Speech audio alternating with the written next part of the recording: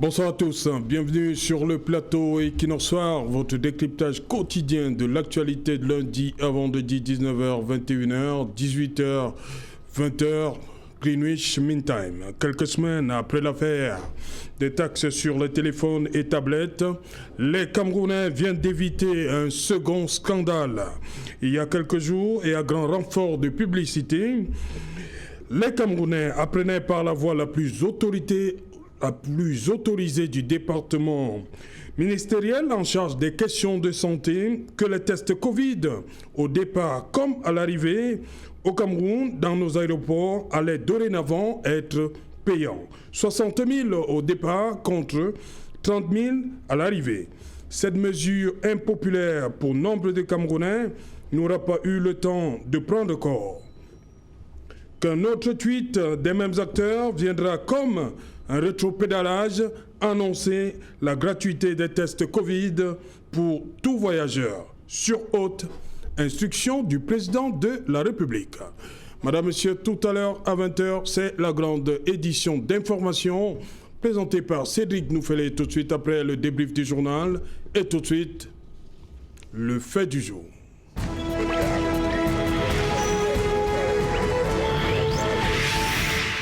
Test Covid aux aéroports, la gratuité au forceps. Pour en parler, nous avons invité en plateau ce soir, surtout une personne qui s'apprêtait à prendre un vol en partance pour l'étranger.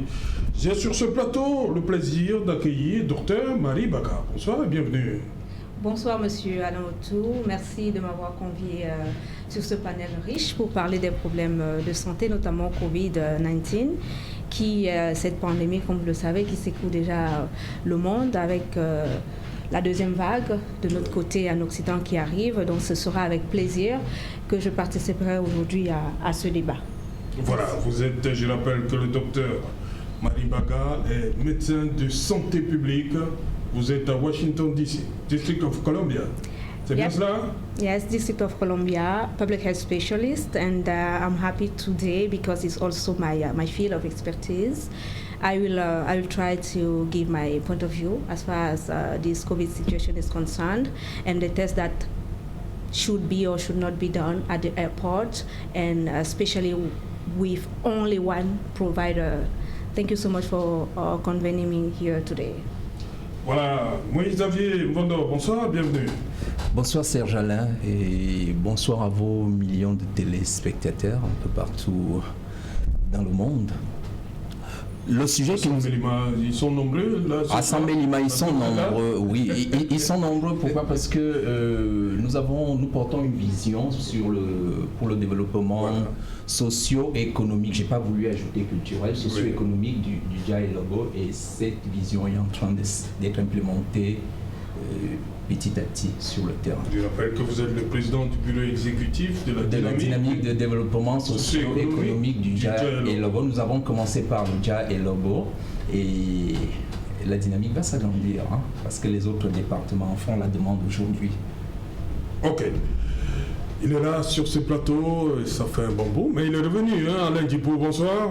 C'est toujours avec un plaisir incommensurable que je vais faire à votre invitation. Bonsoir Serge Alain, bonsoir aux copanélistes, bonsoir à tous les téléspectateurs. Voilà, Alain Djipo, je commence par vous, la vision du journaliste.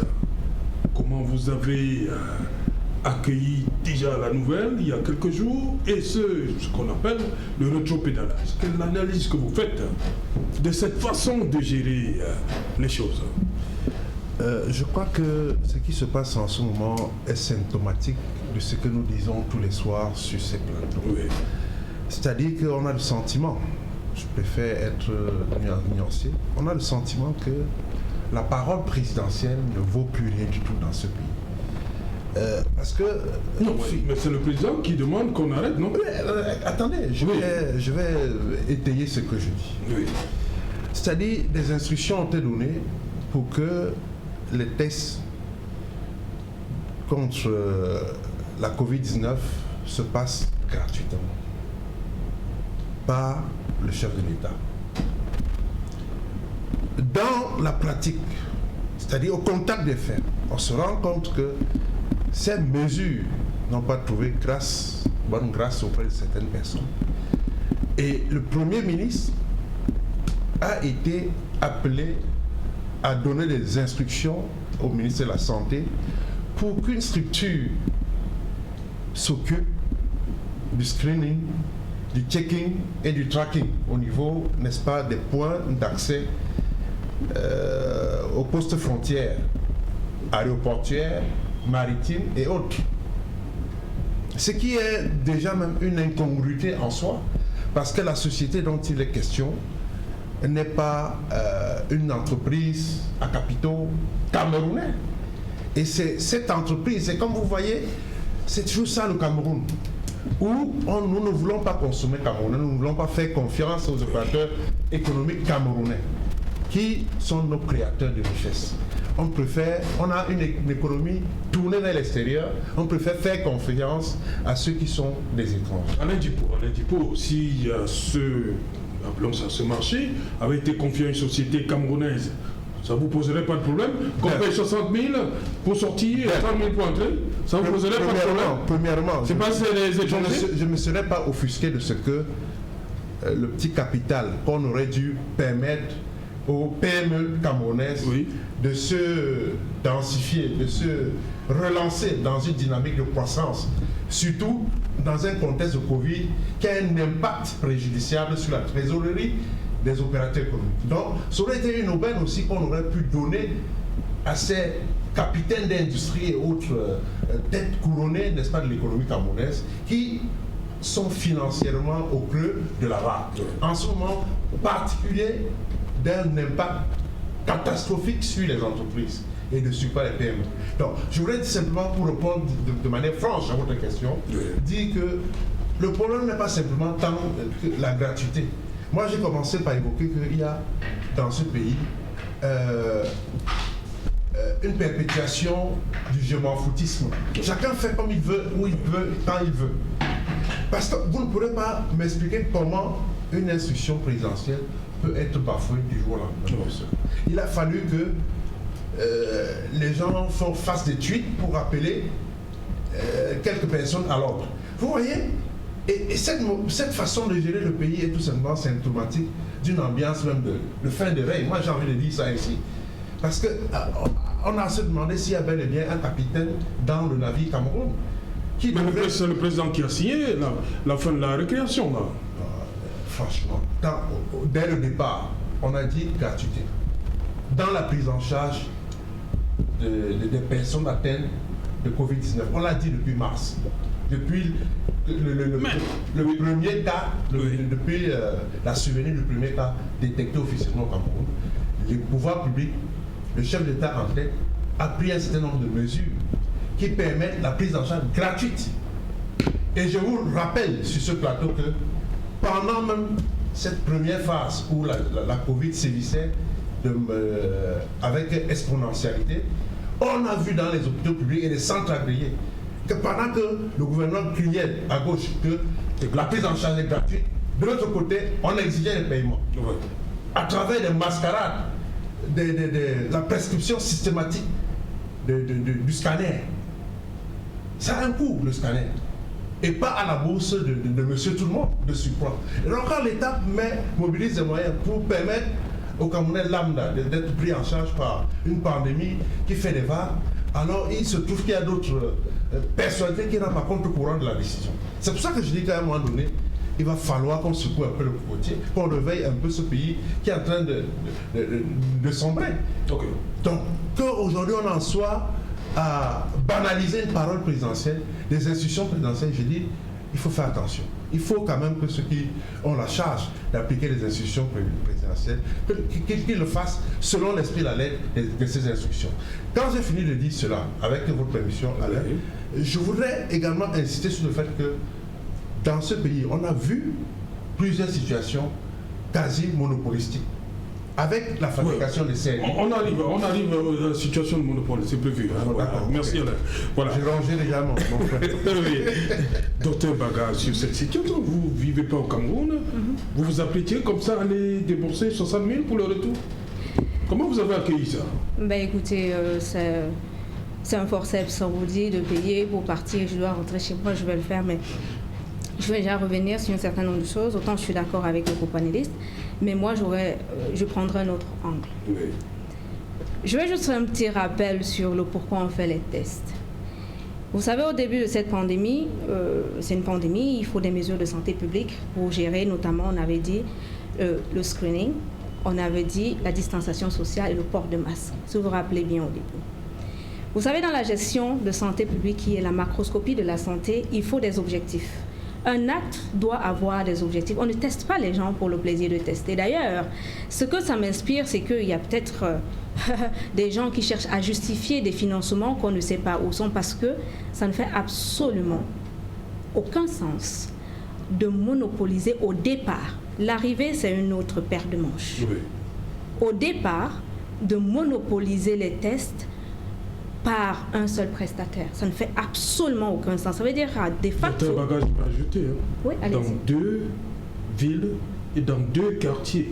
C'est-à-dire, on nous a dit que Bonapriso pour Douala et Bastos pour Yaoundé.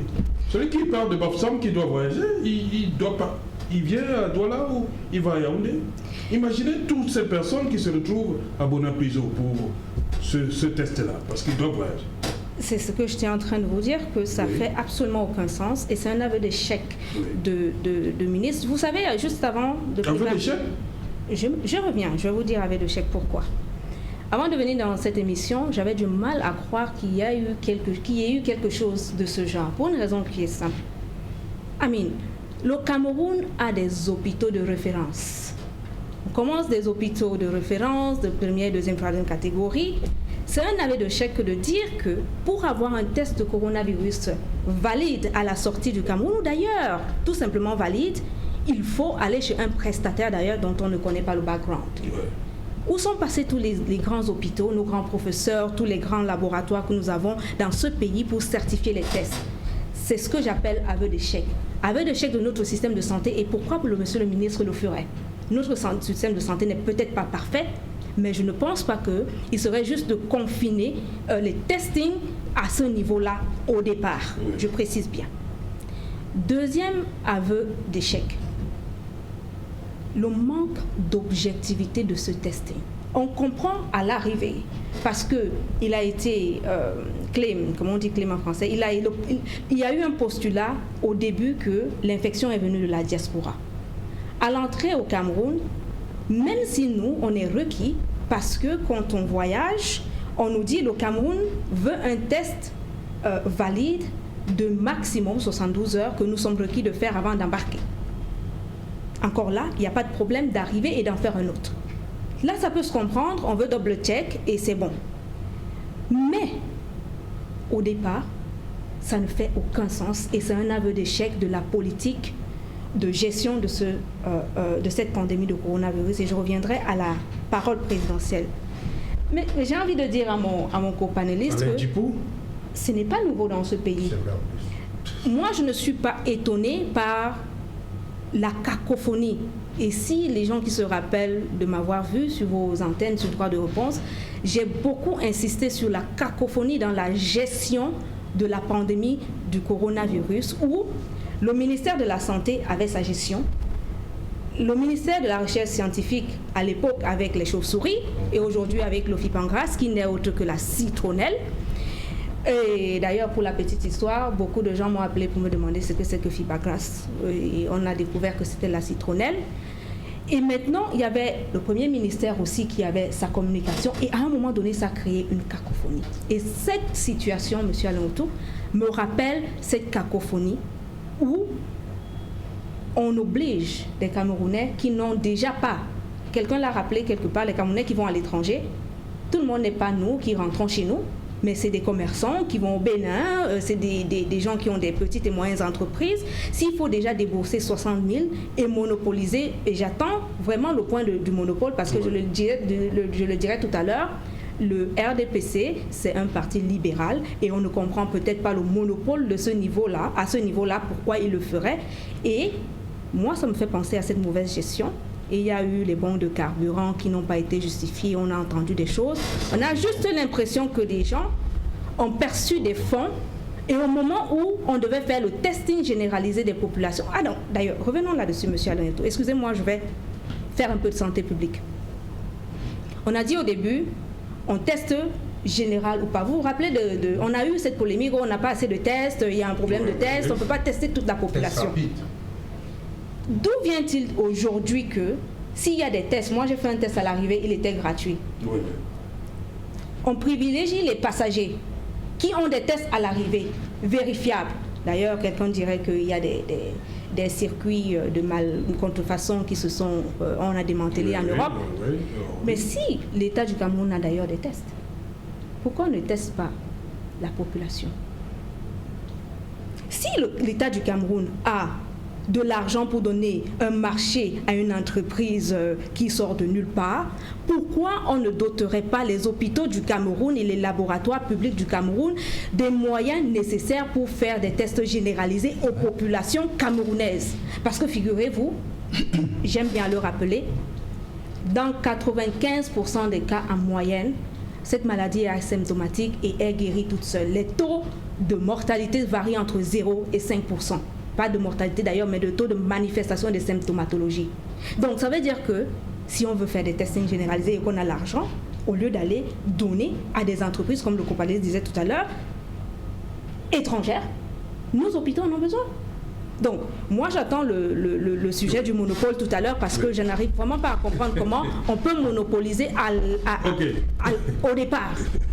Ok, Moïse Xavier Mvondo, il y a ce problème. Beaucoup de gens m'ont dit que bon, ils veulent comprendre pourquoi on fait payer le test pour des personnes qui voyagent et pour des tests, c'est-à-dire que si vous voulez connaître votre situation par rapport à cette pandémie, là vous ne payez pas. Qu'est-ce qui peut expliquer ça? On exige que ce soit payant pour ceux qui voyagent.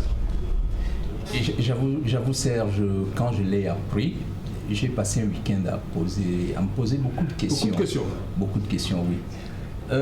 Si je peux comprendre que le chef d'un département ministériel a un tableau de bord, c'est-à-dire le ministre Santé par exemple a un tableau de bord et il regarde ces éléments pour prendre certaines décisions, autant je peux le comprendre, autant je me pose la question, est-ce qu'un ministre de la Santé a le droit de prendre des décisions qui impactent sur 3 autres ou 4 ministères?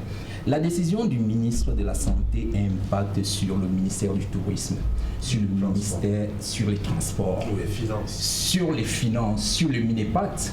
Il impacte un peu partout. Il impacte même sur la notoriété du Cameroun à l'international. J'avoue, j'ai essayé de faire des recherches, j'ai regardé combien de pays au monde font ce genre de tests. Je peux me tromper, des tests payants. J'avoue, j'ai pas vu grand-chose. Hein. Et après, je me suis souvenu que moi-même, il y a de cela 2 mois, je suis allé faire un test quelque part gratuitement. Ces tests que le chef de l'État avait annoncé. Je suis allé faire le test gratuitement où on me disait, n'ayez pas peur, monsieur Vondo, si le test est positif, on va vous donner des médicaments. Qu'est-ce qui s'est passé? Qu'est-ce qui a changé entre-temps pour qu'on arrive à opposer autre chose à la parole du chef de l'État? C'est-à-dire que le chef de l'État dit ceci et c'est autre chose qui... Je vais rejoindre le docteur à ce moment-là pour dire cette cacophonie. Vraiment, nous voudrions bien en être épargnés. Quand j'ai fini de dire cela, je vais nuancer, mais négativement, je vais nuancer en disant Meditest. Yes, Meditest, nous sommes trop forts. Le ministère de la Santé délivre des agréments aux entreprises camerounaises. Ces agréments, des agréments en hygiène publique et santé. Les patrons de ces entreprises envoient leur personnel suivre ces mêmes formations. J'ai vu Meditest avait non seulement le droit de faire ces tests, mais aussi des opérations, des infections et des décontaminations, mes Serge. Ces agréments, je regarde le ministre de la Santé droit dans les yeux, je pose la question, ces agréments que vous délivrez aux entreprises camerounaises pour les mêmes motifs, c'est-à-dire des infections, des contaminations, elles servent à quoi? Quand vous amenez Meditest, je suis l'évolution de la pandémie à coronavirus un peu partout dans le monde. Aujourd'hui encore, je regardais, le Congrès américain a débloqué 100 millions de dollars pour les écoles et crèches, pour les soutenir. Monsieur le ministre, est-ce que vous n'avez pas pensé que quand vous donner le monopole d'une opération aussi vaste. C'est des opérations stratégiques parce que ça impacte sur la vie des Camerounais, ça impacte sur l'avenir du Cameroun, des Camerounais, sur le vécu quotidien des Camerounais, sur la bourse, ça impacte sur la bourse des Camerounais. Alors, Meditest arrive, ça veut dire que toutes ces entreprises à qui vous avez délivré des agréments, elles se tassent et Meditest prend le relais.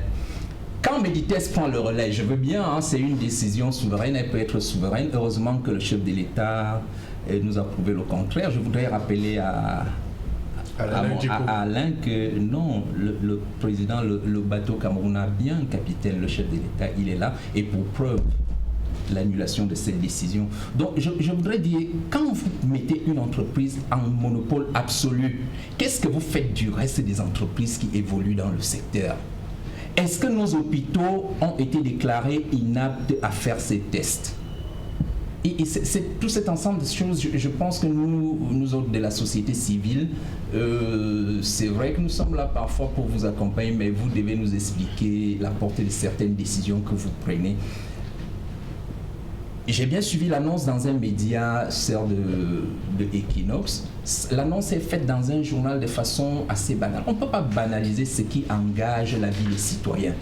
Vous dites que nous allons payer 60 000 au sortir du Cameroun. 60 000, c'est quand même une somme assez conséquente. Et ces 60 000 iraient où? Elles vont servir à quoi? Les tests sont arrivés, les milliers de tests sont arrivés au Cameroun gratuits. Moi, j'en ai fait, hein.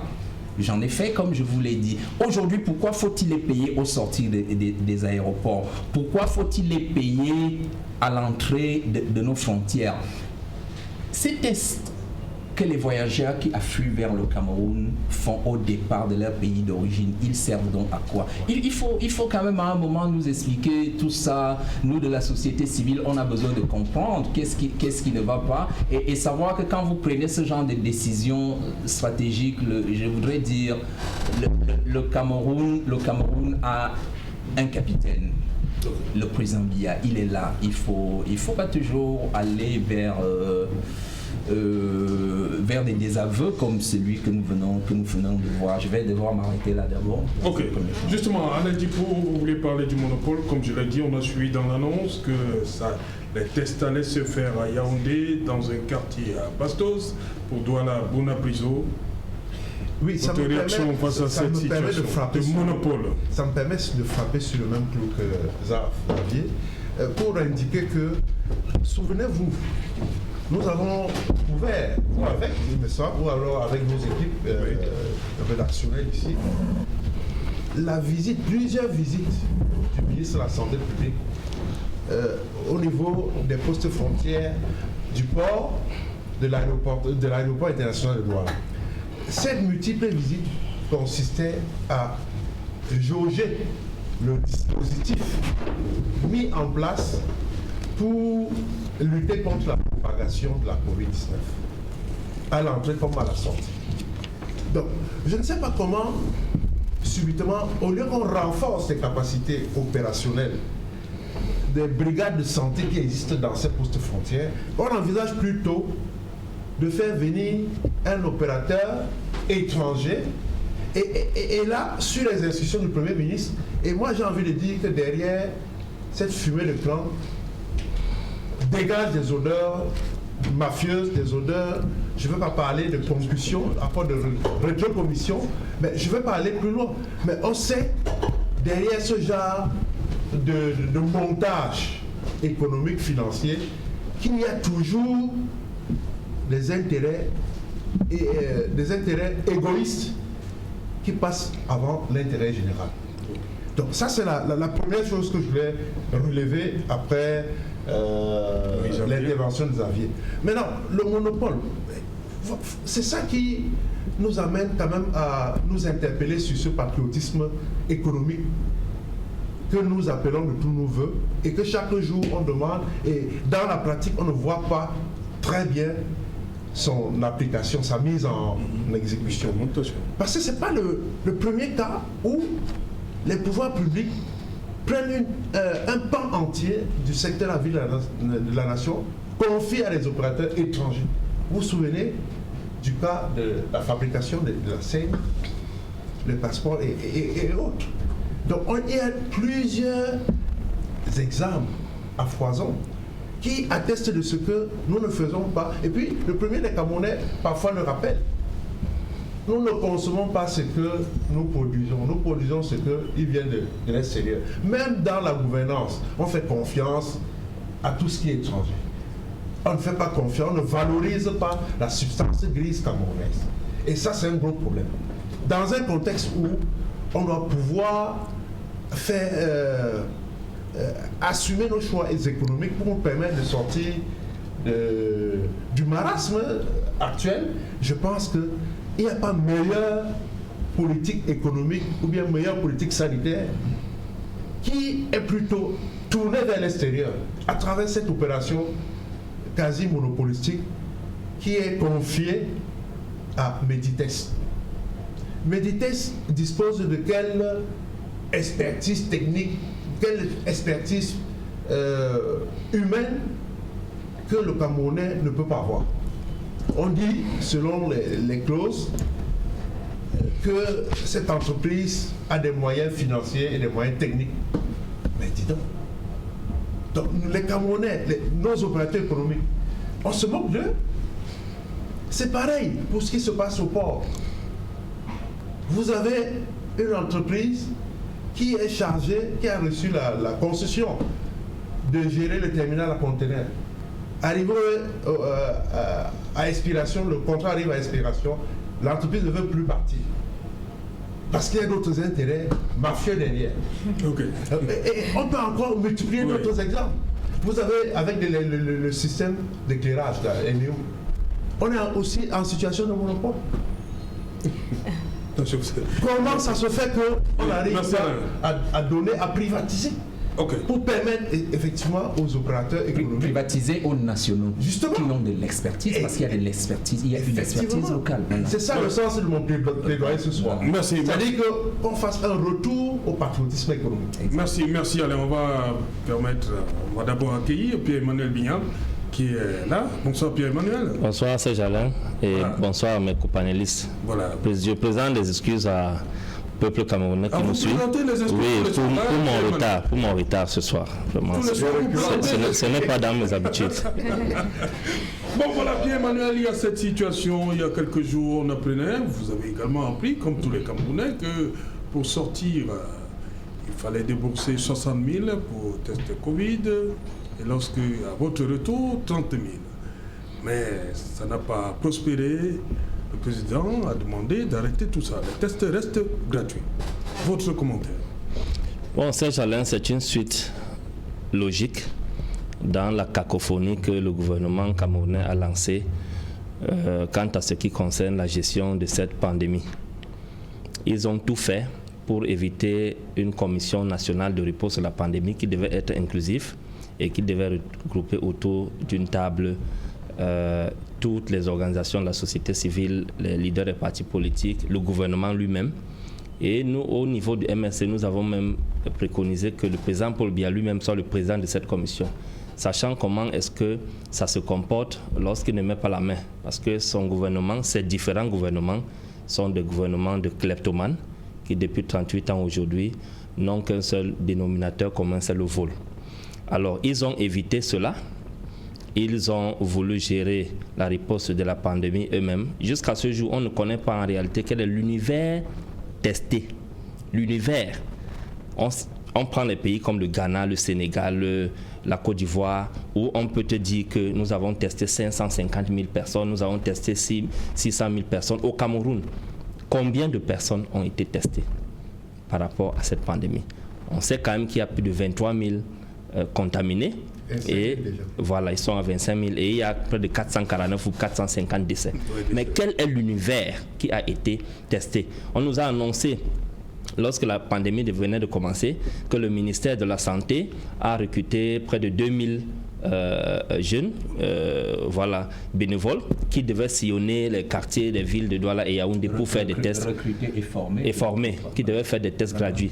J'ai demandé à tout le monde autour de moi à l'Oubsouk, est-ce que vous avez vu un semblant d'agent de santé passer devant le chevaux? Personne n'a répondu par l'affirmative. Donc, on a été bluffé dans cette histoire et la suite est là, ça continue. Ça continue. Et moi, ce qui me choque dans cette histoire, c'est que à un moment donné, ils n'ont même pas pitié le Camerounais. Vous voyez, il y a des débrouillards, des commerçants débrouillards qui vont acheter quelques marchandises à Dubaï, ils vont au Nigeria, ils vont à Abidjan, en Afrique de l'Ouest, Cotonou, tout ça. Et dont on sait que, par exemple, ça dépend des endroits, mais la moyenne du billet d'avion entre Douala, Dubaï, aller-retour, c'est entre 350 000 et 450 000. Pour ceux qui ne veulent pas aller avec Air France, qui est encore un peu plus cher. Donc, imaginez qu'on prenne même 350 000 au moment où les vols ne sont pas nombreux. On prend 350 000 et qu'on ajoute 90 000. Ça représente pratiquement 30% du billet d'avion aller-retour. Et lorsqu'on sait que, personnellement, plusieurs fois, j'ai été approché par des Camerounais, des débrouillards, au niveau d'un des terminaux de Dubaï, de retour au pays, qui me demandaient s'il me restait encore quelques kilos pour mettre quelques smartphones, les objets qu'ils achètent pour venir revendre au pays. Et que vous ajoutez à ces charges 90 000 francs. Donc, l'une des choses qu'on observe également, c'est qu'au niveau du ministère de la Santé, il y a un tel désordre qui ne s'explique pas. Le docteur Mahamat Ousmane, qui est en charge de la promotion de la santé au MinSanté, c'est elle qui annonce cette mesure le 18. Et le 19, son ministre de tutelle monte au créneau pour ramener ces tests à la gratuité, sous prétexte que ce sont les hautes instructions du président de la République. Alors ce ministre, la Manaouda Malachi, alors que je l'ai même pourtant félicité lorsqu'il commençait à s'agiter au départ, mais il commence à décevoir sincèrement. Est-ce qu'il ne fait pas des réunions hebdomadaires avec son département et ses différents directeurs? Est-ce qu'il ne fait pas des daily meetings également pour avoir la situation au jour le jour de la gestion de la pandémie et autres? Comment est-ce que un de ces directeurs peut faire s'échapper et faire échapper une information auprès de l'opinion publique nationale et internationale sans qu'il n'ait contrôlé l'information ou censuré? Alors, mais s'il a vu cette information et qu'il a accepté que l'information soit diffusée, c'est un scandale. Autre chose, on questionne aussi l'action parlementaire. Quel est le rôle des députés? Comme excuse, ils passent le temps à se réjouir qu'ils gagnent plus d'1 million par mois. C'est honteux dans un pays où nous sommes face à des crises, des crises multiformes, que ce soit des crises, je veux dire sécuritaires, politiques ou même sanitaires, et que dans un tel contexte, les députés de la nation se réjouissent de ce qu'ils ont des salaires de plus d'1 million par mois, alors qu'ils n'arrivent pas à questionner l'action gouvernementale. Qu'est-ce qu'ils attendent pour ouvrir une enquête parlementaire sur la gestion des fonds de la Covid? Le Cameroun a reçu plus de 500 000 tests. Où sont ces tests gratuits? Le Cameroun a reçu plus de 10 millions de masques de par nos partenaires bilatéraux et multilatéraux. Où sont ces masques-là? Alors, le Cameroun également, le gouvernement camerounais, je me souviens par exemple du riz de Orca qui a été donné gratuitement pour qu'on distribue ça aux familles misérables afin d'encourager les gens à rester à la maison pendant cette période-là pour le confinement. Même le riz a été détourné. C'est-à-dire ces gens volent tout. Ces gens volent les élections, ils volent l'argent, ils volent le riz, ils volent tout. On n'a jamais vu un tel gouvernement. Donc, associé à tout cela, on peut conclure que la pandémie a été très mal gérée et que Dieu est grand. Voilà pourquoi nous pouvons encore rester là aujourd'hui et parler librement. Docteur Baga, justement, allez-y donc sur le monopole. Ça vous dérange cette situation-là avec laquelle on s'achemine Avant d'arriver au monopole, 2-3 choses. Je veux dire, Monsieur Alain Autou, vous faites votre travail, probablement les copanélistes qui sont ici. Pour moi, comme je vous disais en off, moi je suis technocrate. Oui. Et ça, c'est du remake, de la redondance. Et j'ai envie de dire, si on avait écouté le PCRN, on ne serait pas là. Oui. C'est aussi pour répondre aux députés qui qui ne ferait rien et qui dirait qu'il gagnerait, je ne sais pas trop combien, comme le copanéliste du MRC a dit. Le PCRN, en début de cette pandémie, contrairement à tous les autres partis politiques, a fait un document avec les médecins de santé publique, les économistes, a regardé la question sur tous les angles. Je tiens juste à rappeler que la santé publique, c'est la macroscopie de la santé. On a fait un certain nombre de propositions. Et la première, je dis encore, je l'ai dit en exclusivité ici à Equinox, sur le droit de réponse, c'était que dans la gestion d'une telle crise, il faut impliquer tout le monde. Les professionnels, les acteurs de la société civile, les chefs traditionnels, pour une raison qui est simple. Quand on parle de communication communautaire, on doit travailler avec les acteurs de la communauté, notamment les chefs et les religieux. Les partis politiques, et nous avons appelé ça créer une task force. Et contrairement à ce que le panéliste disait, le président n'a pas forcément à être là, et je serais peut-être en désaccord avec les autres, peut-être pas Alain, mais peut-être Xavier, pour dire que je ne pense pas forcément que le management de ce pays soit bon. Parce que quand il y a une instruction du chef de l'État, et c'est là où j'accorde un point à mon panéliste du MRC, et que un fonctionnaire du ministère dit quelque chose et le ministre revient redire sous instruction, où étaient passées à la base les instructions du chef de l'État. C'est un aveu d'échec de ce fonctionnaire, et je pense que logiquement, dans un pays normal, l'un des deux doit démissionner. Soit le ministre, il démissionne, soit celui ou le docteur, je ne me rappelle pas de son nom, le directeur de la santé, soit il démissionne parce que logiquement, il y a quelqu'un qui n'a pas suivi les instructions du chef de l'État. Et c'est très facile que derrière le ministre de la Santé revienne dire sous hautes instructions du chef de l'État. J'ai envie de dire où est-ce qu'il était avant pour suivre ces instructions.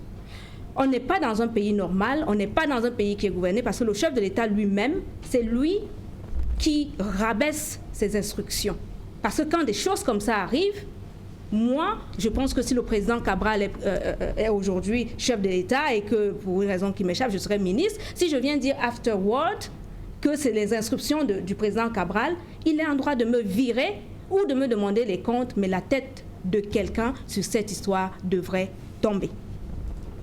Et je reviens pour continuer à dire, si on avait écouté le PCRN, on n'en serait pas là.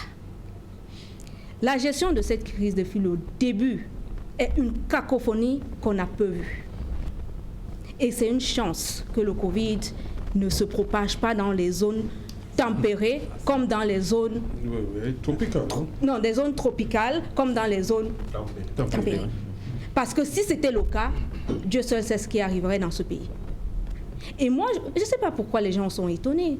Ça fait 40 ans qu'on nage dans les mêmes choses. Moi, on regarde ça de la diaspora, on se dit, it's a big nonsense. Et c'est Dieu qui nous garde. Le frère a parlé du port autonome, on parle de la santé aujourd'hui. La santé des populations, c'est pas rien. C'est pas rien.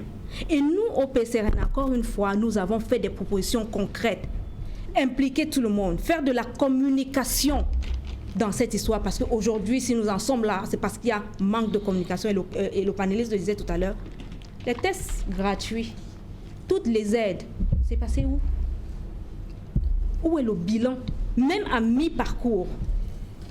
Je le rappelle souvent, on va me faire le procès de dire que les États-Unis, en valeur absolue, ont un fort taux, en valeur absolue, c'est-à-dire, non, si on prend les ratios, c'est pas si élevé que ça. Ils sont moins que la France, mais en valeur absolue, le chiffre peut être énorme.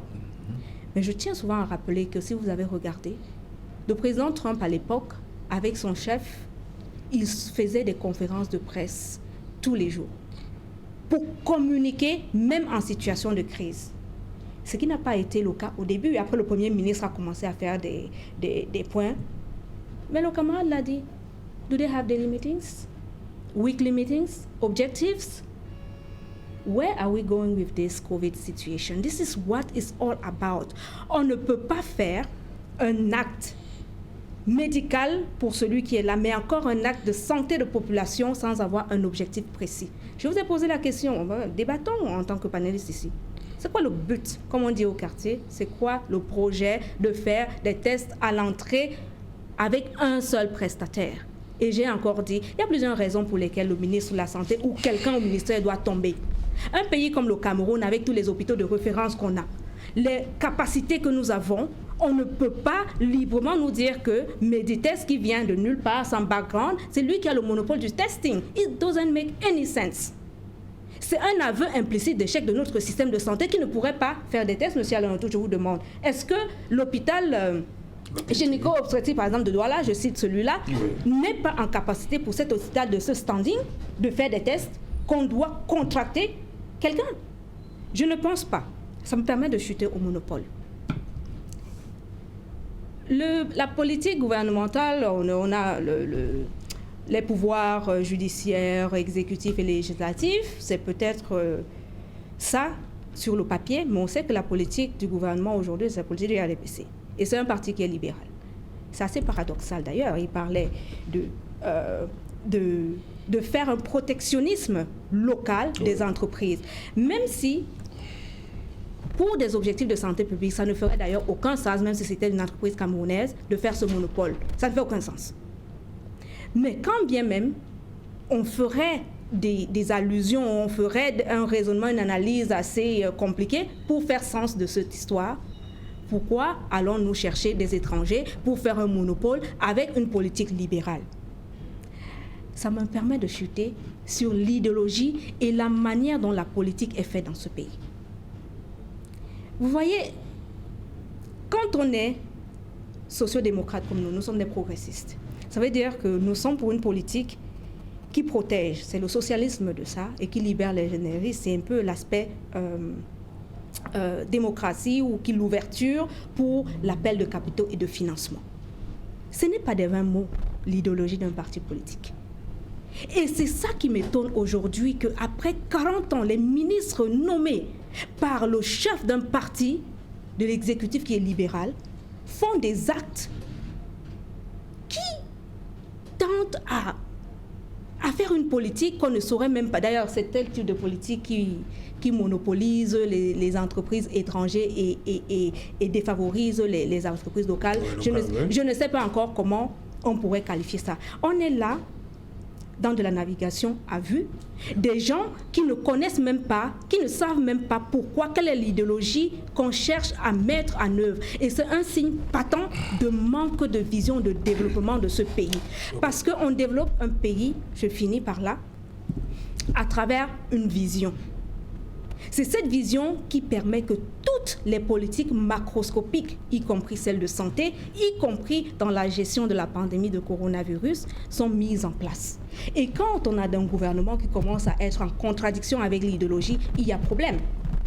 Et je vais chuter en disant, il y a eu trop de cacophonie. On vient dans les plateaux de télé pour dire les mêmes choses tous les jours, le manque de gestion et tout.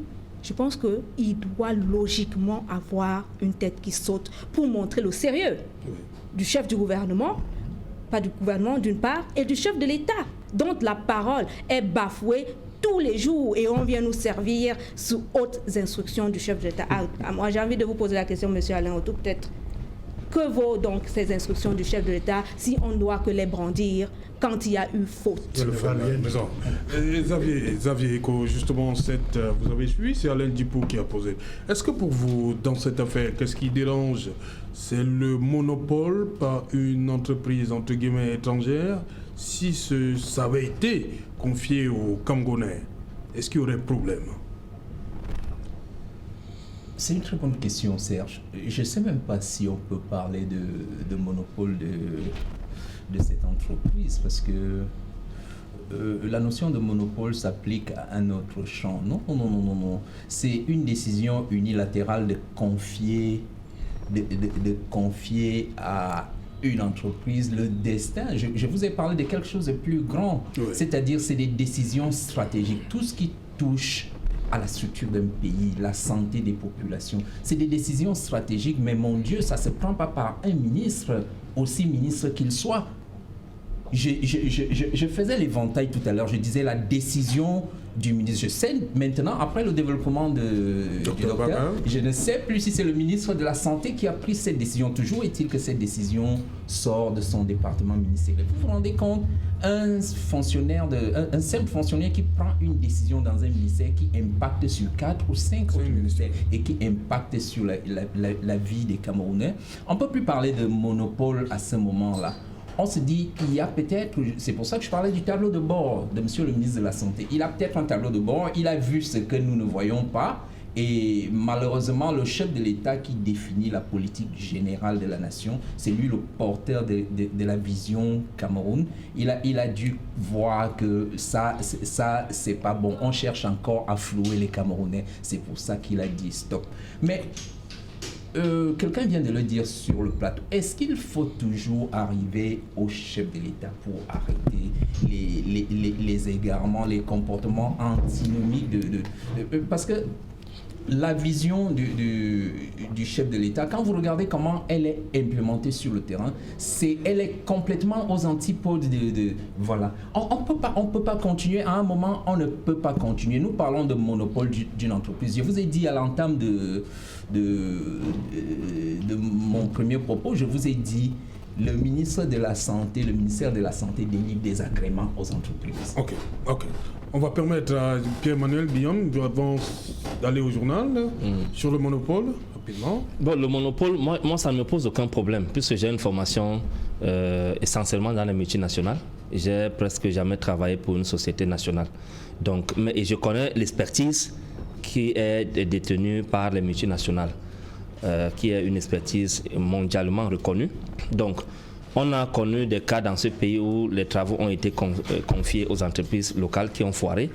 Camtel est une entreprise locale, mais tout le monde connaît ce que Camtel offre aux Camerounais, sans compter les autres entreprises locales dans les BTP et autres qui ont toujours les retards dans l'exécution des travaux. Personnellement, à ce niveau, il ne se pose pas un problème. Mais le problème se pose au niveau de l'expertise. Et il faudrait que cette entreprise à qui on confie ces choses ait aussi quand même des références. Mais pour avoir eu à faire ça, excusez-moi de quelque part. Ça veut dire que les hôpitaux camerounais n'ont plus d'expertise. On a parlé de l'hôpital gynéco. Ça veut dire que ces entreprises, tous ces tests, moi je vous l'ai dit, j'ai fait les tests de dépistage de Covid-19 par des experts qui étaient sur le terrain, des jeunes médecins. Ça veut dire... J'ai dit ça ne pose pas de problème. S'il y a un appel d'offres et que des entreprises étrangères ou bien des laboratoires étrangers postulent et les nationaux et tout, si il est avéré que les étrangers ont été retenus, personnellement, ça ne me pose aucun problème. Je veux juste ajouter que le monopole ici, c'est pas... Moi, j'insiste que le monopole sur des testings, ce n'est pas la qualité de l'entreprise. C'est donné à une seule personne. Voilà, par exemple, c'est donné à une seule personne pour toute la population. Toute la population, un test que nos hôpitaux et nos laboratoires faisaient déjà. Et maintenant encore, c'est bien de préciser. Il faut peut-être le préciser que nous sommes même pas au pic camerounais, parce que nous sommes dans les pics à l'étranger, deuxième vague, tout ce qu'on veut, mais au niveau du Cameroun, on est au down de la pandémie. Mais Dieu est camerounais, il faut le dire. Au début où on était au pic, il n'y avait pas de monopole. Il y avait l'Institut Pasteur, il y avait les hôpitaux de référence au niveau du Cameroun qui faisaient les tests, et je n'arrive justement, c'est pour ça que je parle au départ. Okay. Je ne comprends pas pourquoi on sélectionnerait un seul prestataire. Okay. Et c'est là où je rejoins mon co-panéliste pour dire que ça sent quelque chose qui n'est pas... Ok, voilà, on va revenir après le journal parce qu'il est déjà là, Cédric. Bonsoir Cédric, au menu ce soir. Bonsoir Serge Alain, bonsoir aux invités. Ce soir, nous ferons le point sur la situation sécuritaire en Centrafrique.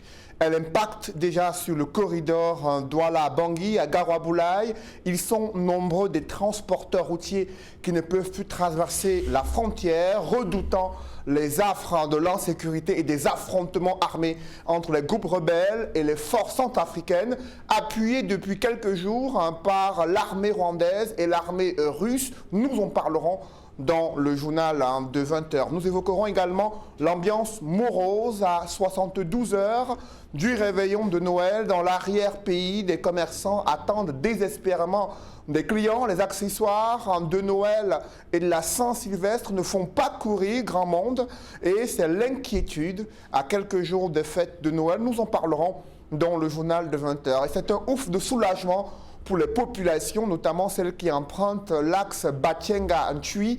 La route a été arrangée, le pont de 400 mètres, long de 400 mètres, a été construit.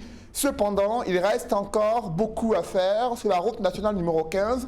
Nous ferons le point sur les infrastructures routières dans le journal de 20h. Serge Alain. Voilà, madame, monsieur, c'est donc la fin de cette première partie. Et qu'il en soit, la deuxième partie, ce sera dans une trentaine de minutes. Ce sera donc le débrief du journal, toujours en compagnie de nos 4 invités.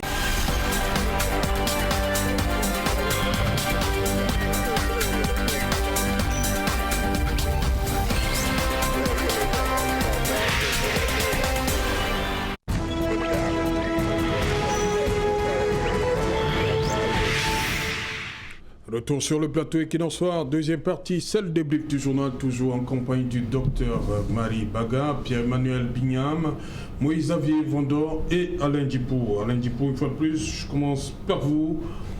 Cette situation, on en met sur le dos de Covid, ce qui se passe aujourd'hui? Oui, effectivement, et vous avez raison.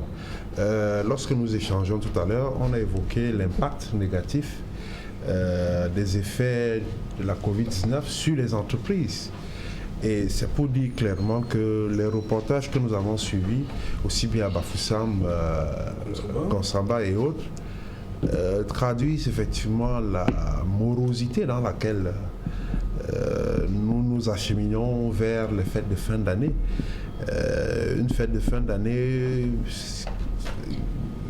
en plein régime d'austérité carrément pour beaucoup de familles, de responsables de familles que nous sommes, parce que l'environnement socio-économique n'est pas tout à fait propice à ce que les gens puissent faire des agapes. Bon, c'est vrai qu'en décembre, on a toujours quelques soucis, soit on est un peu sur le qui-vive parce qu'on ne sait pas à quelle sauce on sera mangé au mois de janvier, parce qu'on a tout mis dans les victuailles de décembre et au plus fort de janvier, c'est la janviose justement qui ne permet pas à ce que certaines situations soient bien gérées pour le grand bonheur de la famille. Et je sais pas, je ne suis pas certain que le Camerounais lambda est dans cet état d'esprit, de réserve, de situation préventive. Non, la réalité c'est qu'il n'y a véritablement pas de liquidité, les gens sont extrêmement en difficulté financièrement parlant, les trésoreries sont pauvres, y compris même dans les entreprises qui ont justement des gros problèmes à pouvoir gérer le 13e mois pour certaines, gérer les salaires pour d'autres. Et dans ce marasme-là, vous voyez qu'il y en a qui n'espèrent plus, qui n'ont plus foi en l'avenir et pour qui la nativité ne représente simplement quelque chose de symbolique, parce qu'en fait on a coutume de dire que c'est la fête des enfants. Nous, on a des chefs de famille autour de cette table, on a des pères d'enfants, et vous pensez que quand même qu'à Noël, si vous n'êtes pas en mesure d'offrir un jouet à votre fiston, à votre petite fille à la maison, une poupée à la fille, c'est pas toujours pris avec beaucoup de philosophie, sauf si au-delà de l'aspect matériel qui ne devrait pas primer sur le côté religieux de la chose. Enfin, moi je prêche dans le désert parce que le constat est véritablement établi qu'ici, chez nous, on met l'accent sur le matériel, sur la célébration, sur les victuailles, sur les agapes. Et maintenant, beaucoup de personnes, même parfois le jour de Noël, sont épuisées par le réveillon, qui est au rythme dans d'autres quartiers, dans d'autres coins de la République, les points chauds de la ville. Et puis le 25, on a plus tendance à vouloir récupérer de la veille, du manque de sommeil de la veille, parce que on en arrive à la nativité vraiment épuisée, esquintée par les sorties tapageuses et beaucoup de bruit autour du réveillon. Donc pour me résumer, c'est un climat vraiment morose. On est dans l'antichambre de Noël, mais on n'a pas les signaux forts qui indiquent que véritablement Jésus est parmi nous dans quelques jours. Bon. Tout au moins sur le plan économique, parce que c'est timide quand même. Donc, ce que vous voyez comme décoration là, la nuit, dans la ville d'Ouala, ça annonce pas... Vous avez bien dit décoration. Pierre-Emmanuel Biya, mais justement, vous êtes d'accord avec cette façon de voir? La crise sanitaire a frappé également les porte-monnaies? Bon, avant la crise sanitaire, parce qu'aujourd'hui, je constate que tout le monde est en train de mettre sur le dos de la Covid. Ouais. C'est le fameux prétexte du régime de Paul Biya. Alors, avant même cette crise sanitaire, il faut relever que le Cameroun a un SMIC de 36 000 francs. Oui. 36 000 francs. Et qu'au Cameroun, le maquereau est devenu le poisson le plus luxueux. Celui-là qui, hier du temps d'Aïdjo, était même interdit d'être consommé par les Camerounais. Donc, le maquereau, aujourd'hui, est devenu un poisson de luxe. Ça, ce sont des réalités. Et vous remarquez également que pendant les périodes de fête, il y a une sorte de délocalisation de lieux de fête, c'est-à-dire que les quartiers s'organisent de plus en plus depuis une dizaine d'années à célébrer les fêtes de fin d'année à la maison, au niveau des quartiers, en communauté, ainsi de suite, parce qu'il n'y a plus assez de moyens pour aller festoyer. Maintenant, je reviens sur les conséquences de la Covid. Oui, la Covid a aussi un effet sur le portefeuille de la ménagère aujourd'hui. Je prends un exemple. Voilà pourquoi nous continuons à penser au MRC que le gouvernement a géré de façon cacophonique la réponse à cette pandémie. Parce que vous ne pouvez pas me dire que le gouvernement a obtenu auprès de FMI et puis de certains de nos bailleurs de fonds un différé en termes de paiement, de remboursement de la dette d'un an, de 12 mois, de près de 210 à 215 milliards, et que le gouvernement ne parvient pas à soutenir les entreprises privées à travers le JICAM, à obtenir aussi les différés de remboursement des crédits qu'ils ont octroyés auprès des banques. Pareil pour des employés qui ont pris des emprunts au niveau des crédits scolaires. Ces employés-là, le gouvernement ne les a pas également soutenus en termes de différés, ne serait-ce que même de 3 mois. Pour les remboursements des crédits scolaires et tout ça, qui sont en train de courir. Et ajouter à cela une rentrée scolaire qui a eu lieu presque en début novembre. Presque en début novembre. Et que nous sommes pratiquement à 1 mois et demi de cette fameuse rentrée. Voilà. De cette rentrée. Non, quand on dit début novembre, ça veut dire qu'au Cameroun, la rentrée scolaire, l'école prend l'ampleur véritablement après 3 semaines ou 1 mois, oui, véritablement. Donc, et nous sommes à 1 mois pratiquement et demi de cette fameuse rentrée scolaire-là, oui. Et nous tombons en plein dans les fêtes de fin d'année.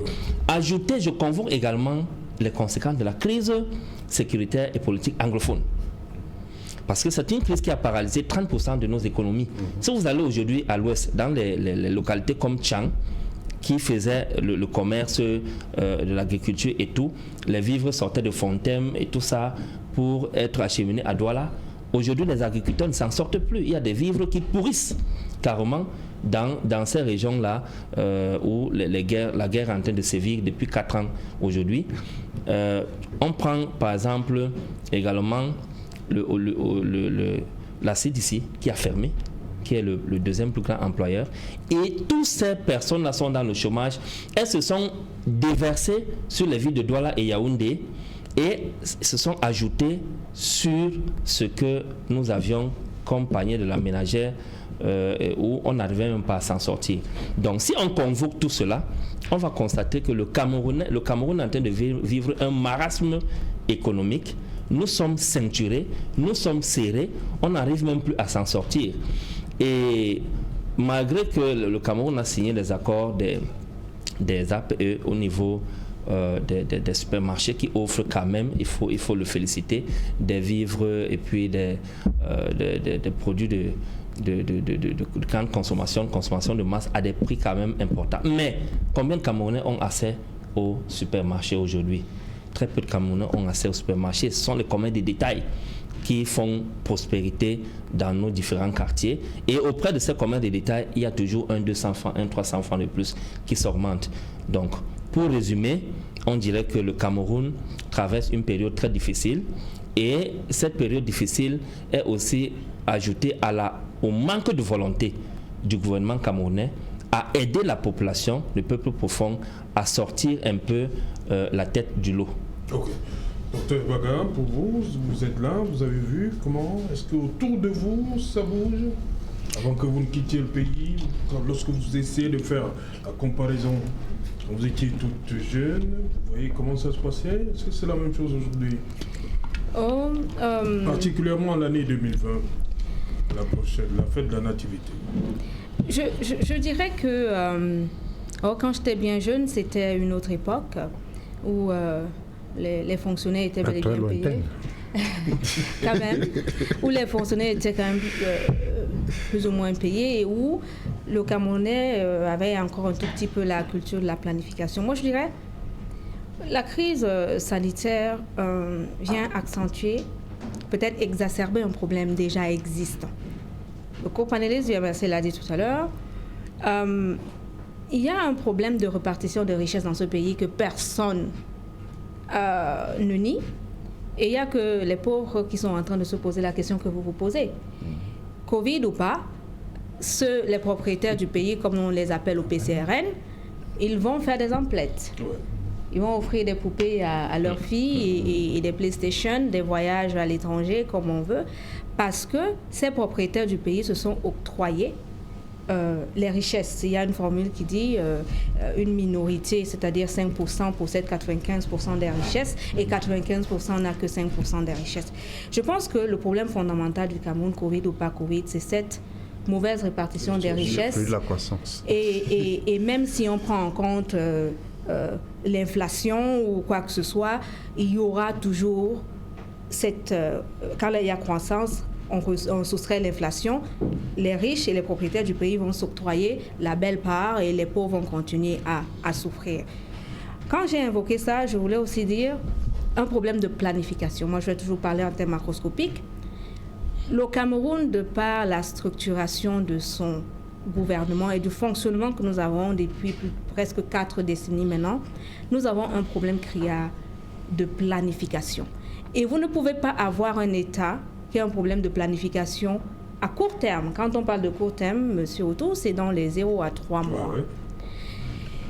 Et avoir des individus camerounais qui n'auront pas ce problème. Ce qui fait qu'aujourd'hui, comme le copanéliste du MRC l'a dit, on ne peut pas planifier quand l'État n'a pas planifié. La crise a permis à notre gouvernement d'économiser beaucoup d'argent. Il y a des dettes qui ont été différées, il y a de l'argent qui a été donné. Il était question, et d'ailleurs le PCRN, dans le document que nous avons fourni au Premier ministre, dans les propositions que nous avons faites dans la gestion de cette crise, c'était de permettre aux petites et aux moyennes entreprises et aussi des ménagères de pouvoir s'en sortir pendant cette crise en donnant la part qu'on a. On a différé le paiement de certains crédits à l'international et ça ne coûtait rien à notre gouvernement de faire pareil au niveau des PME. Maintenant, le panier de la ménagère. Bon, il y a quand même quelque chose qui est constant. Nous, quand on arrive ici, on a l'impression que la pandémie est un peu finie, personne n'est plus masqué, il n'y a plus de distanciation sociale et tout. Et j'ai quand même envie de dire que convoquer Covid à la fin de l'année dans un pays apparemment où Covid, c'est un peu trop facile. Moi, je dirais que Noël est ainsi au Cameroun sans planification parce que c'est un problème que nous avons toujours eu. Les propriétaires du pays ont décidé qu'ils s'octroient tout et nous, on n'a rien. Avec un SMIC de 50 €, je ne sais pas où on va. Donc, les propositions concrètes déjà, c'est d'assainir, on l'a dit, la scène politique, l'exécutif doit pouvoir prendre ses responsabilités. Face à cette crise, nous avons dit qu'il y a beaucoup d'échecs qui n'incombent pas seulement à la partie sanitaire, mais également à la gestion socio-économique. On a un ministère de l'économie et des finances qui doit pouvoir rendre compte des aspects économiques de cette crise et nous dire pourquoi les Camerounais ne peuvent pas fêter Noël comme d'habitude, même si c'est pas bien, et que c'est exacerbé par une crise qui, l'État lui-même a eu un petit repli dans ses dettes. Pourquoi il n'aurait pas pu faire ça pour les Camerounais? Et pour finir dans cette période de fête et surtout de rentrée scolaire, ça amène un autre problème de l'éducation et de comment on va s'en sortir après, post-Covid. On a une rentrée différée et on va retourner probablement à l'école dans une situation où on aura fini de donner l'argent sur un tas de choses. Janvier, la janviose. Ça nous amène encore à un problème de planification et nous, au PCRN, nous appelons le gouvernement à avoir cette culture. Et les Camerounais, moi je n'accablerai pas l'individu camerounais parce que peut-être qu'il n'a pas le choix. Il faudrait qu'on passe vraiment à une politique de planification à moyen et à long terme. Ok. Moïse-Xavier Vondon, oui, c'est vous, sur cette situation, évoquez Covid, elle a dit que non, c'est un manque de planification. Oui, je vais abonder dans le. Mais Covid est quand même là depuis mars. Hein. Il y a un avant Covid au Cameroun, quand même. Hein, Serge, oui. En fait, le Cameroun souffre actuellement, a toujours souffert d'un manque de stratégie, d'une stratégie bien coordonnée. C'est pour ça que le circuit économique est mis en mal. Ce soir, j'ai lu quelque chose qui m'a surpris. Les démocrates et républicains se sont entendus au Congrès pour débloquer, pour soutenir l'économie, parce qu'ils ont compris que l'économie américaine est mise en mal. Vous vous rendez compte, pour les écoles et les crèches, les États-Unis ont octroyé 100 millions de dollars. Mais nous attendons de voir aussi, le chef de l'État nous avait fait des annonces des départs. Il faut que ceux qui sont appelés à implémenter, à rendre palpables ces annonces sur le terrain, il faut qu'ils le fassent. Parce que les entreprises sont mises en mal. Le circuit économique fonctionne comment? Le fonctionnaire va à la banque, il va toucher son salaire. L'opérateur privé se fait payer par ses factures.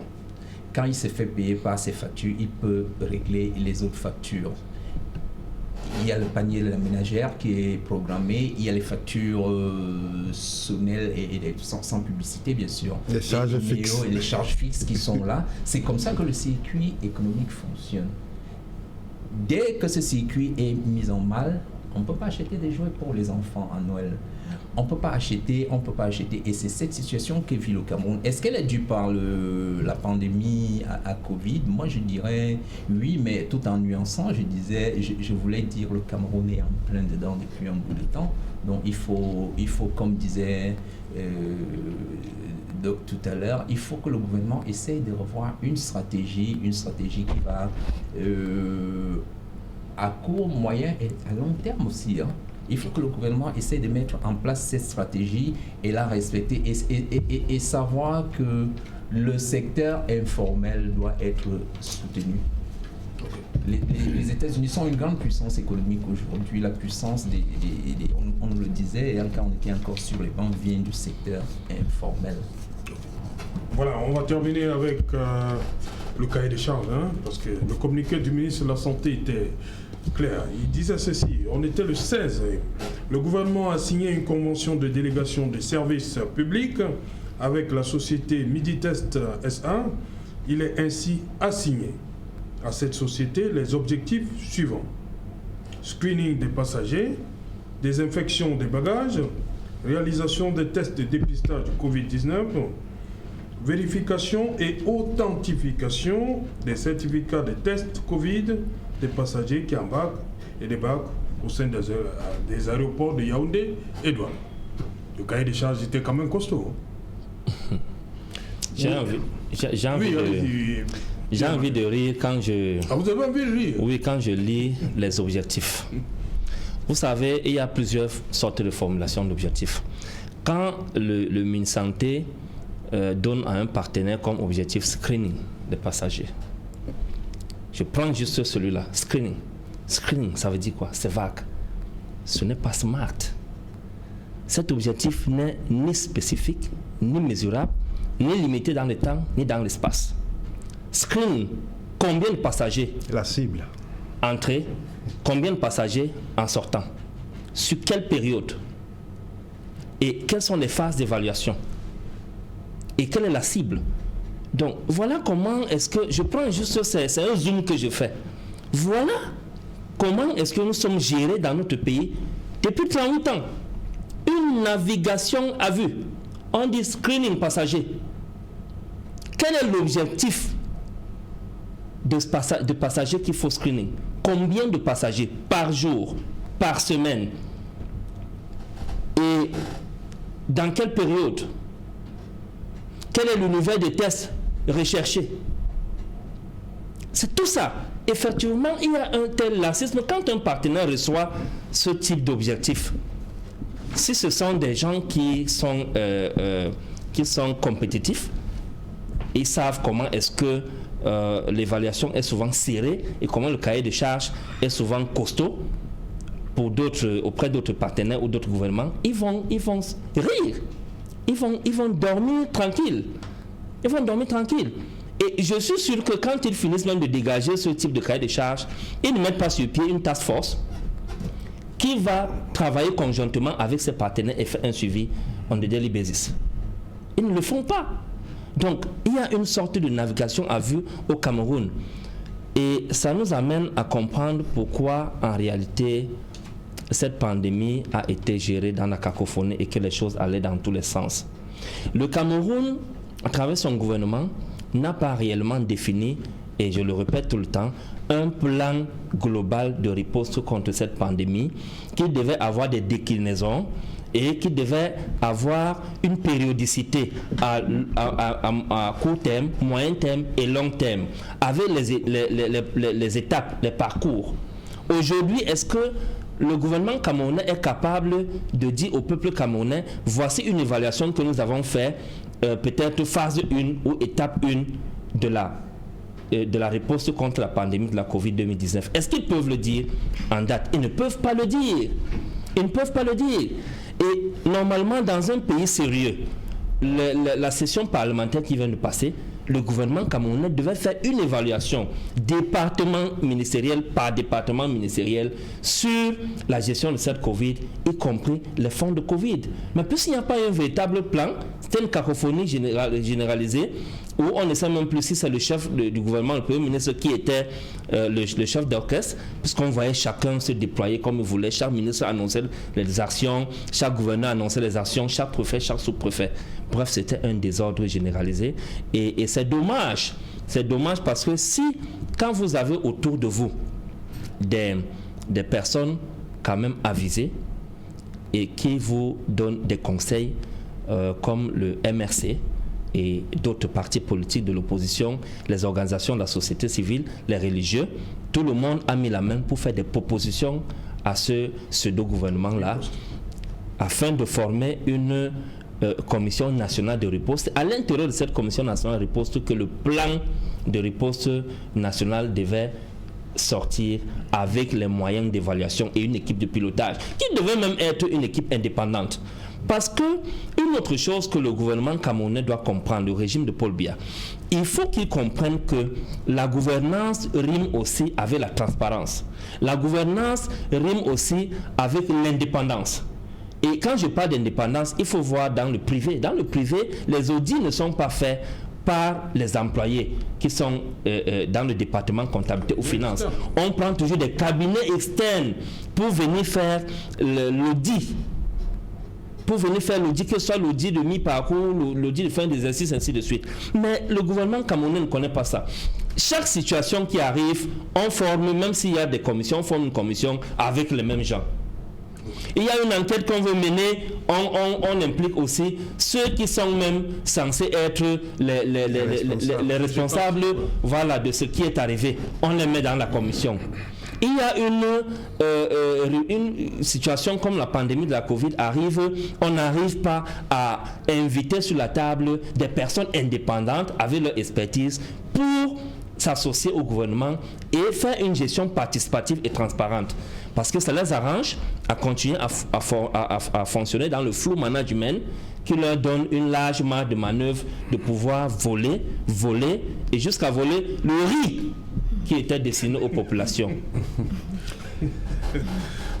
Serge Alain, je voudrais... Oui, permettez, j'aimerais avoir votre avis sur cette réaction d'un panéliste sur le plateau. Il n'est pas là ce soir, mais c'était l'habitude de cette émission. Bombok Yebga qui dit « Confier les tests Covid à une structure étrangère, même gratuit, est un risque. Le véritable danger, c'est qu'elle va nous imposer le taux de contamination. » Qu'est-ce que vous pensez de cette sortie de Bombok Yebga? Je peux commencer si ça ne vous dérange pas, parce que c'est un sujet très sensible. Traité. C'est un sujet très, très, très sensible. Et puis, on revient toujours en termes d'objectifs et ce qu'on veut. Oui. Quand une pandémie comme celle de coronavirus, on commence la gestion, on se fixe vraiment des objectifs à court, moyen et long terme. Et parmi les objectifs clés, il faut savoir combien de personnes seront probablement traitées à court terme.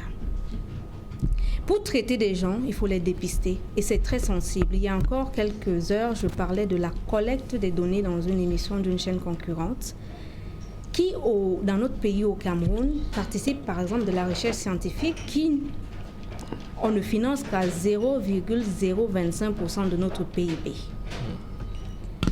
Très minime.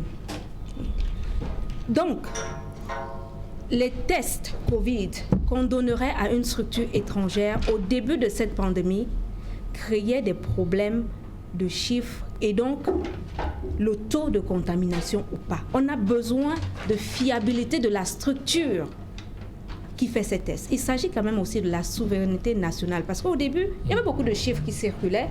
Il y avait même des polémiques sur le nombre de morts, le taux de mortalité et le taux de contaminés. Et il est important, et cette personne qui a fait ce commentaire a totalement raison d'avoir une structure étatique qui centralise les testés et d'ailleurs aussi le taux de mortalité pour donner des données fiables, utilisables et qui pourraient aider pour le long terme. Parce que je veux déjà rappeler qu'on ne collecte pas les données pour rien. On n'est pas là en train de dire qu'il faut faire les SMART, objectifs mesurables. C'est pour mesurer quelque chose. On mesure comment on va acheter des tests, combien de tests on va acheter, quel est le financement qu'on va demander en fonction du taux de testés et du taux de positifs. Donc, moi, je continue de dire que la gestion de cette crise, la mauvaise gestion de cette crise a commencé dès le début. C'est-à-dire, quand on a une crise comme ça, je veux juste rappeler que la gestion des affaires courantes d'un ministère comme celui de la Santé ne devrait pas être la même chose qu'une pandémie. Parce qu'il y a des gens dans un ministère qui n'ont jamais été face à une pandémie, même à une épidémie à large spectre. Il faut pouvoir identifier des gens qui ont l'expertise de la gestion des pandémies et faire ce que nous, au PCR, on avait proposé à l'époque, une task force, et impliquer les autres à participer parce qu'on a un problème de communication. Et je vais juste faire une petite parenthèse, pendant qu'on parle de la santé. Cet aspect communicationnel qu'on a eu autour d'un vaccin il y a quelques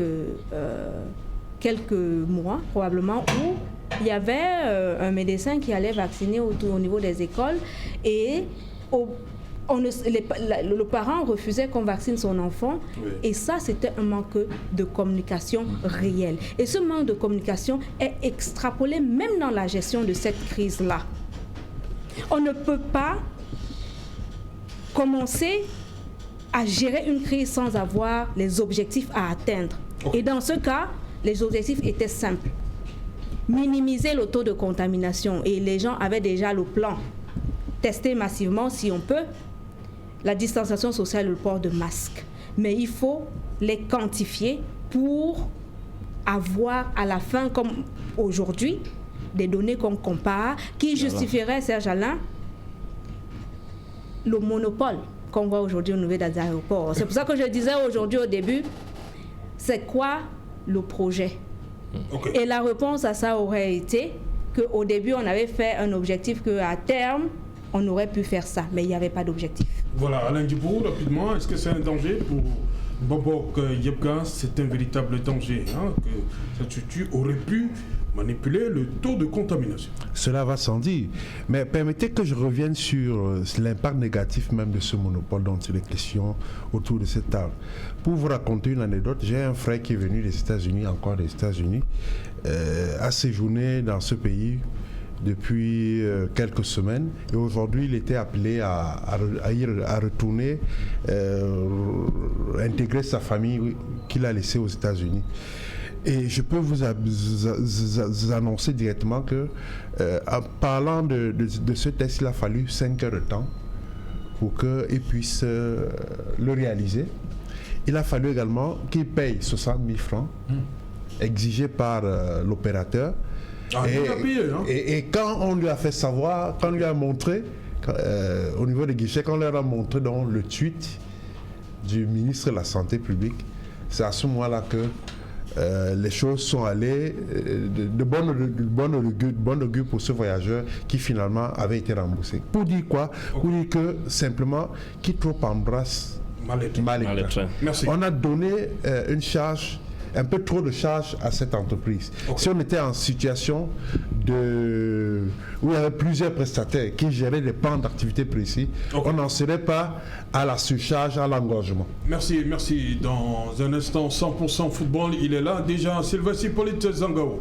Bonsoir Sylvestre, au menu de 100% foot tout à l'heure. Bonsoir Serge Alain, tout à l'heure nous parlerons de la préparation des Lions A Prime qui vont jouer le champ le 16 janvier prochain, à 25 jours donc du coup d'envoi de la compétition, alors que la préparation de l'équipe est diluée par l'absence du championnat. Martin Tungopile, le sélectionneur, va chercher des joueurs en fin de carrière pour mettre les bouchées doubles. Jacques Zoua a ainsi effectué sa première séance d'entraînement avec le groupe ce jour. Il a été retenu sur la liste des 33 convoqués par Martin Tungopile pour la dernière phase préparatoire à cette compétition, tout comme Yannick Ndieng, Jacques Zoua qui a remporté la CAN en 2017 avec les Lions Indomptables au Gabon. 100 clubs en Europe, est revenu au Cameroun, longtemps annoncé dans cette équipe, c'est finalement officiel et oui, il se prépare avec les autres pour jouer le champ. On verra bien s'il sera retenu parmi les 23 qui participeront bel et bien à cette compétition. Nous parlerons aussi de l'actualité de nos internationaux avec Karl Toko Ekambi qui est le 3e meilleur buteur actuellement du championnat Ligue 1 en France, alors que Fabrice Ondoa, lui, est en pleine déboire avec son club du côté de la Belgique, épinglé pour une affaire de mœurs. Il a été tout simplement radié des effectifs de son équipe au Stendei. Le joueur contre-attaque puisqu'il nie les faits qui lui sont reprochés. Nous parlerons de l'état de santé du football camerounais dans son ensemble dans quelques instants, Serge Alain, avec nos invités. Mais Sylvestre Hippolyte Zangaoui, il faut une touche d'expérience dans un groupe, non? Pourquoi Jacques Zoua ne peut rien apporter à ce gars? Il est quand même champion d'Afrique 2017, non?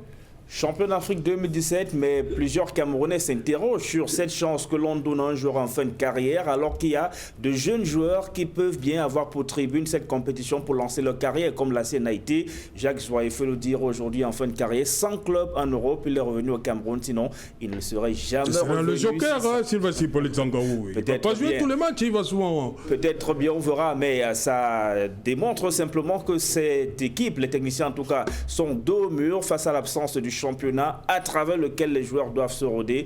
Ils sont obligés aujourd'hui d'aller chercher dans la vieille garde l'expérience que vous évoquez justement. Oui, justement, si elle sera productive lors de cette compétition. Il faut un ancien point cadré, les jeunes, Sylvestre Hippolyte Zangaoui. Merci. Dans un instant, donc, ce sera après Equinox 100% foot avec Sylvestre Hippolyte Zangaoui. Votre dernier mot, les avocats, pour terminer. Merci Serge. Alors, c'est un danger qu'on confie ça à une entreprise étrangère. C'est un danger à plusieurs dimensions. Je voulais parler avant de clôturer, je voulais parler du management et je voulais donner des conseils à nos dirigeants, par exemple, des suggestions. En management, nous avons la roue des Deming qui définit le management sur 4 axes. Le plan, do, check and act. il faut qu'on commence à y penser au Cameroun parce que tout est management. Maintenant, nous avons parlé du cahier de charges, le screening, nous pouvons le faire au Cameroun. La désinfection, nous pouvons le faire. Des bagages? Contamination. Oui, la décontamination. Oui, des bagages, aucune personne ne peut faire ça au Cameroun? On peut le faire au Cameroun. On peut le faire au Cameroun. Screening des personnes, screening des bagages, nous le faisons au Cameroun. Nous avons les rayons X au niveau des thermoflash. Il parle de vérification et authentification des certificats. Hein. Il paraît qu'il y a des choses qui... Est-ce qu'on a authentifié Meditex? Des certificats de quoi? Des certificats de quoi? J'ai un dernier mot. Des tests, hein, certificat des tests Covid-19. Et comment il le ferait? J'ai un dernier mot à dire, s'il vous plaît. Rapidement. Oui, mon dernier mot à dire concerne le ministre Manaouda Malachi et ça rejoint la position de Dr Mbarga. Mbaga. Oui. Monsieur Manaouda Malachi, si vous restez encore un brin d'humanité, vraiment démissionnez. Mais en même temps, je ne serais pas surpris de savoir que vous avez eu la promotion. Parce que dans votre gouvernement, dans votre régime, on fait la promotion de la médiocrité. Mais démissionnez. Ok, merci. Merci Pierre-Emmanuel Bihan, merci à vous, Moïse-Xavier Mondor, d'être venu. Merci. C'est moi qui vous dis merci, Serge. Merci, docteur Marie Baga. Merci. En retour, vous n'allez pas payer 30 000 hein, pour 60 000 hein, pour repartir. Mais écoutez, c'est bien, non? C'est une bonne chose, c'est une bonne nouvelle. Payé, hein. Non, j'avais pas encore payé et je dirais, c'est pas pour moi que ça. Moi, je dois rentrer chez moi et c'est presque un hold-up de le faire pour moi, mais je le ferai quand même. C'est pour, comme nous avons dit ici, les Camerounais qui vont et viennent pour pouvoir avoir... pour se débrouiller. Et en plus de ça, l'argent de l'État. Où est-ce que ça va aller? Moi, j'aimerais bien savoir. Merci à vous également, Alain Dupont. Madame, Monsieur, nous sommes arrivés au terme de ce premier numéro de la semaine et qui n'en soit le rendez-vous. Il est pris pour demain, 19h. Bonsoir, Ezeka. Nous sommes dans le deck de Nyon et Kélé.